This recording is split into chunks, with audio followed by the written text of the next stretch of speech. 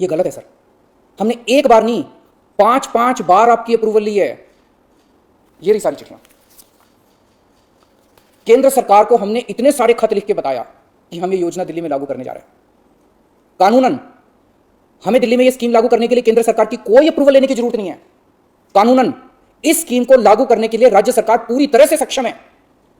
लेकिन हम केंद्र सरकार के साथ किसी तरह का कोई विवाद नहीं चाहते थे, इसलिए हमने एक बार नहीं 5 बार आपका अप्रूवल लिया है सर। मार्च के महीने में हमारी योजना पे आपकी सरकार ने कुछ आपत्तियां लगाई, हमने आपके सारे ऑब्जेक्शन पूरे कर दिए।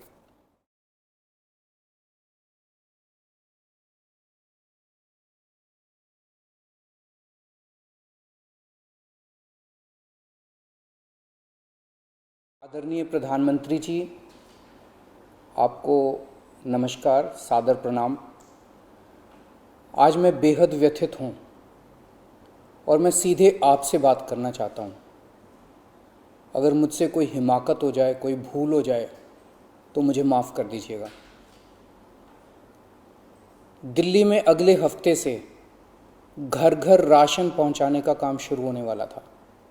मतलब अब एक गरीब आदमी को राशन की दुकान पे धक्के नहीं खाने पड़ते, बल्कि सरकार बढ़िया तरीके से अच्छे राशन पैक करके उसके घर भिजवाती। सारी तैयारी हो चुकी थी, टेंडर हो चुके थे, सारी तैयारी हो चुकी थी।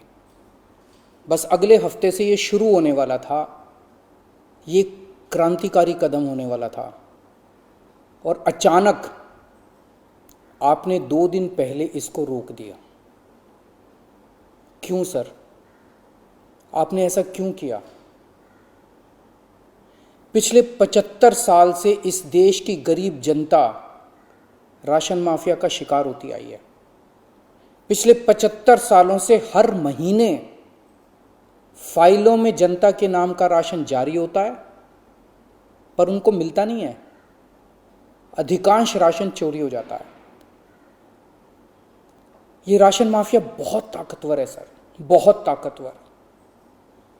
आज से 17 साल पहले मैंने इस माफिया के खिलाफ आवाज उठाई थी, इस माफिया को ललकारने की हिम्मत की थी। तब मैं दिल्ली की झुग्गियों में, एक एनजीओ में काम किया करता था। उन झुग्गियों में गरीबों को उनका राशन नहीं मिलता था, उनका राशन चोरी हो जाता था। तब हमने हिम्मत की गरीब लोगों को उनका राशन दिलवाने की। नतीजन हम पर 7 बार खतरनाक हमले हुए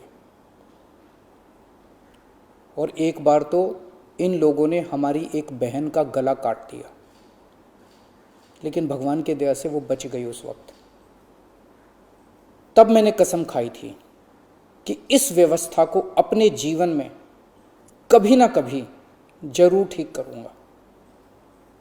तब तो दूर दूर तक सपने में भी नहीं सोचा था कि एक दिन दिल्ली का सीएम बन जाऊंगा। पर कहते हैं ना कि जब आप निस्वार्थ भाव से कोई संकल्प करते हैं तो ऊपर वाला भी अपने तरीके से आपका संकल्प पूरा करने में मदद करता है। इस ब्रह्मांड की सारी शक्तियां आपकी मदद करती हैं। इस राशन माफिया के तार बहुत ऊपर तक हैं सर।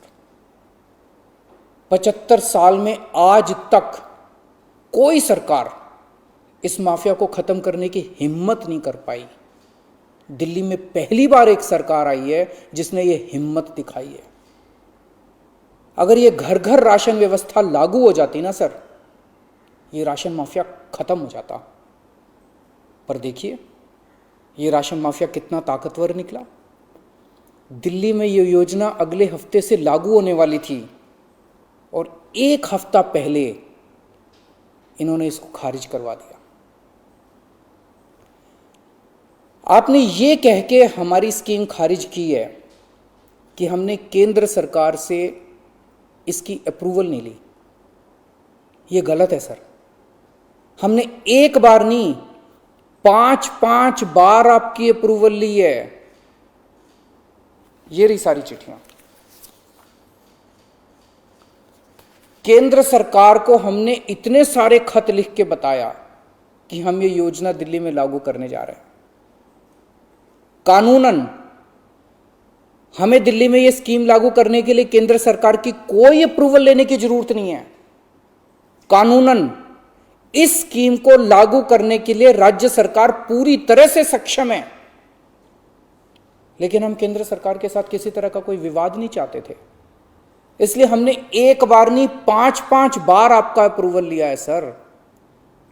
मार्च के महीने में हमारी योजना पे आपकी सरकार ने कुछ आपत्तियां लगाई, हमने आपके सारे ऑब्जेक्शन पूरे कर दिए।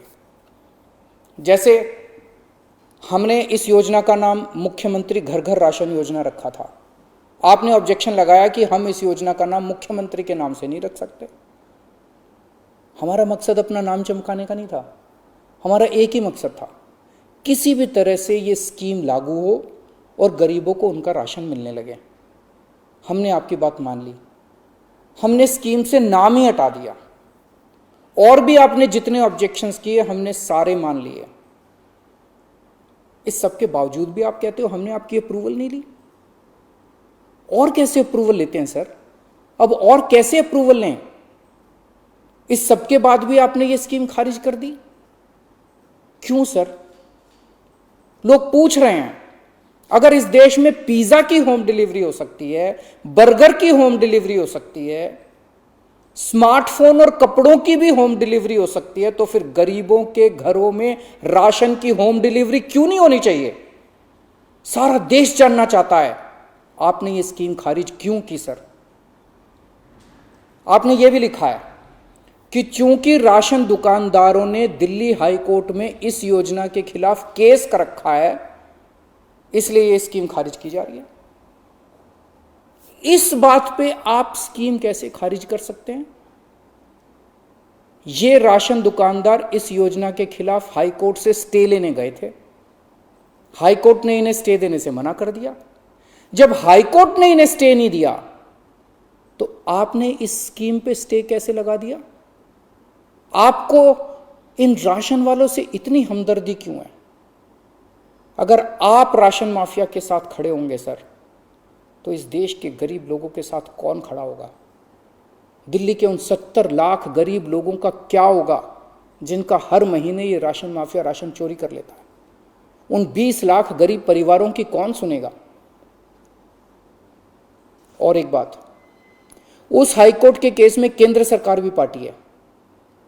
कोर्ट में केंद्र सरकार ने अपना जवाब दाखिल किया है।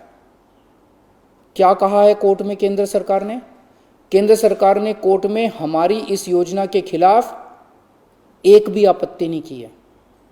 जब कोर्ट में आपको हमारी योजना के खिलाफ कोई आपत्ति नहीं है, तो फिर कोर्ट के बाहर अब इस योजना को खारिज क्यों किया जा रहा है? ये कोरोना का बहुत कठिन समय है। मैं कई ऐसे लोगों को जानता हूं जो कोरोना होने के डर से राशन लेने नहीं जाते। राशन दुकान पे भीड़ लगती है, लोगों को लगता है कि अगर वो राशन लेने गए तो उन्हें कोरोना हो जाएगा। ये सब गरीब लोग हैं सर। इनमें कई लोग कोरोना काल में अपनी नौकरी खो चुके हैं, उनके घर में अब खाने को नहीं है। अगर हम उन्हें इनके घर तक राशन पहुंचाना चाहते थे तो इसमें आपको क्यों आपत्ति है? कहा जा रहा है कि तीसरी लहर बच्चों पे भारी पड़ेगी। अगर उनके माता पिता को राशन दुकान पे भीड़ की वजह से कोरोना हो गया तो उनके बच्चे भी तो फिर कोरोना ग्रसित हो जाएंगे। मुझे तो लगता है सर कि कोरोना काल में केवल दिल्ली ही नहीं बल्कि पूरे देश में घर घर राशन योजना तक या घर घर तक राशन पहुंचाने की इस योजना को लागू कर देना चाहिए। ये दुकानें सुपर स्प्रेडर हैं, राशन की दुकानों पे लगने वाली भीड़ से बचा जा सकेगा। कितने ऐसे बुजुर्ग हैं सर जो राशन की दुकान से राशन लेने नहीं जा सकते? कितनी ऐसी गर्भवती महिलाएं हैं जो राशन की दुकान से राशन नहीं ला सकती? अगर हम उनके घर राशन पहुंचाना चाहते हैं तो इसमें क्या समस्या है? केंद्र सरकार के कुछ ऑफिसर कह रहे हैं कि इस स्कीम के खारिज होने का असली कारण यह है क्योंकि ये केंद्र सरकार का राशन है। ये योजना लागू करके दिल्ली सरकार को इसका श्रेय क्यों मिलना चाहिए? सर यकीन मानिए, ये काम मैं रत्ती भर भी क्रेडिट के लिए नहीं कर रहा। मेरा सिर्फ एक ही मकसद है, किसी भी तरह गरीबों को उनका पूरा राशन मिले। आप प्लीज़ मुझे ये लागू कर लेने दीजिए, सारा क्रेडिट आपका, सारा श्रेय आपका। मैं खुद सारी दुनिया से कहूँगा खड़ा होके कि ये योजना मोदी जी ने लागू की है। और फिर ये राशन ना आपका है ना मेरा है, ये राशन ना आम आदमी पार्टी का है ना भाजपा का है, ये राशन तो इस देश के लोगों का है। और इस राशन की चोरी रोकने की जिम्मेदारी हम दोनों की है। इस वक्त देश बहुत भारी संकट से गुजर रहा है। ये वक्त एक दूसरे का हाथ पकड़ के मदद करने का है, ये वक्त एक दूसरे से झगड़ने का नहीं है। लोगों को लगने लगा है कितनी मुसीबत के समय भी केंद्र सरकार सबसे झगड़ रही है। आप ममता दीदी से झगड़ रहे हैं, झारखंड सरकार से झगड़ रहे हैं, आप लक्षद्वीप के लोगों से झगड़ रहे हैं, महाराष्ट्र सरकार से लड़ रहे हैं, दिल्ली के लोगों से लड़ रहे हैं, किसानों से लड़ रहे हैं। लोग इस बात से बहुत दुखी हैं सर कि केंद्र सरकार सबसे लड़ रही है। ऐसे देश कैसे चलेगा? आप हम सबसे क्यों लड़ रहे हैं? हम सब आपके ही हैं, हम सब भारतवासी हैं। ऐसे में हम सब आपस में लड़ेंगे तो कोरोना से कैसे जीतेंगे?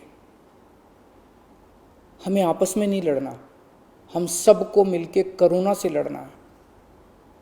कल सब लोग अखबारों की ये हेडलाइन पढ़ना चाहते हैं, मोदी जी ने दिल्ली सरकार के साथ मिलके दिल्ली के हर गरीब के घर राशन पहुंचाया।